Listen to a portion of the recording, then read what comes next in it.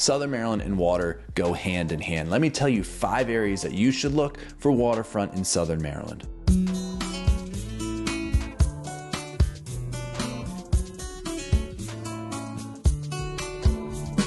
What's up, everybody? I'm Rob Schou. I'm a real estate agent here in Southern Maryland, and I want to help you move to Southern Maryland and make that move so much easier. Go ahead and use that contact information below. Call me, text me, and I'd be happy to help you. I also put a link in the first comment there that can schedule a Zoom meeting one-on-one with me where we can talk about your home buying or selling needs. And last but not least, of course, click the subscribe button, click the bell so you get all of this content directly to you every time I publish it. So today what we're going to be talking about are 5 areas that you should look for waterfront in Southern Maryland.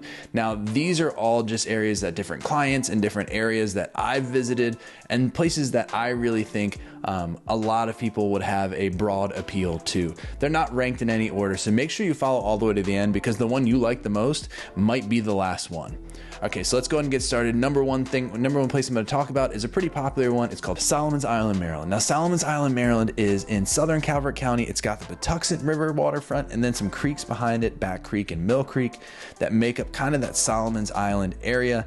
And it's got some great opportunities for you to own waterfront right there in Southern Maryland. Now, there's different townhomes, there's single family homes, there's ones that are on the main river, there's ones on these Back Creek. So there's a variety of different home types for you to enjoy the water. And also you have downtown Solomon. So downtown Solomon's Island has tons of restaurants and shops, and it just is a really neat kind of vacation-y type of spot. It's a place that if you're looking to maybe buy a second home and have it as an Airbnb, it has some great potential for that as well.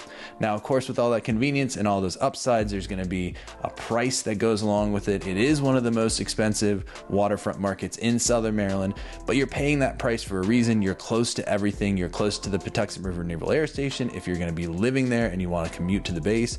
You're close to shopping in Lusby and over in California, Maryland across the bridge, and you're close to all those restaurants. And like I said, it can be a great Airbnb or just short stay destination for a lot of people. The number 2 place that I hear a lot of people talking about is the St. Mary's River. Now, the St. Mary's River is in St. Mary's County, and it encompasses a pretty large area of St. Mary's County on both shores, but I'd say its characteristic is rural. If you're looking for an area that's more, rural than other areas like Solomon's, then St. Mary's is probably where you're going to be looking. You have the St. Mary's College, which is down there in St. Mary's City, but you also have different areas like St. Inigo's, you have Drayton, you have Great Mills, and all those areas that can be on the St. Mary's River. One of the most unique properties in all the St. Mary's River, and it's actually for sale right now, is this island you're seeing on the screen right now. It's called Tippity Witchetty, and currently it's for sale for just under $2 million. And I'm telling you, it's one of those places that ever since I've lived down here in Southern Maryland, I've always been fascinated by,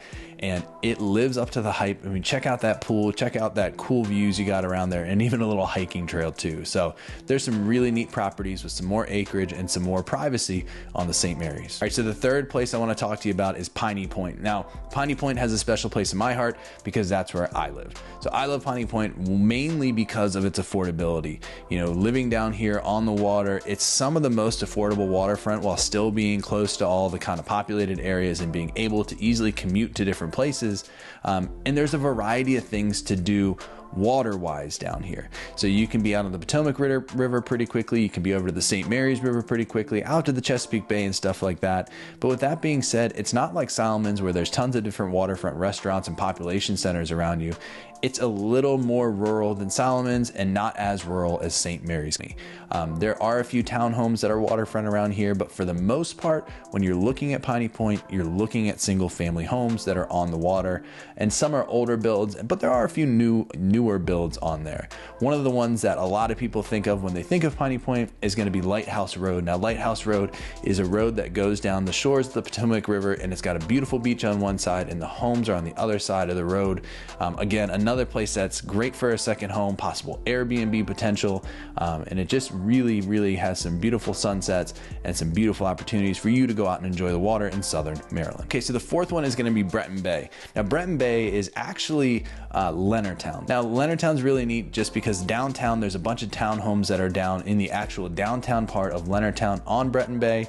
Now, you don't have waterfront itself, but you are right next to the wharf, which is a public waterfront. There's boat docks and all that kind of stuff. So it can be a really neat option if you're looking for a townhome living in Leonardtown on the water. That can be a great choice. And other than that, to be honest, there's not a ton of waterfront homes on Breton Bay, and it's more, again, spread out. There are some communities that have water access, so those can be great options for people that don't want to pay the price of waterfront, but want to have the access. And also, that Breton Bay area is in Leonardtown, which means it's in one of the highest ranked school districts in St. Mary's County, according to niche.com. So if you're someone that has a family or school-age kids, that might be a really great choice for you to choose that Leonardtown area if you're looking for waterfront. And last but not least is going to be anything on the Chesapeake Bay.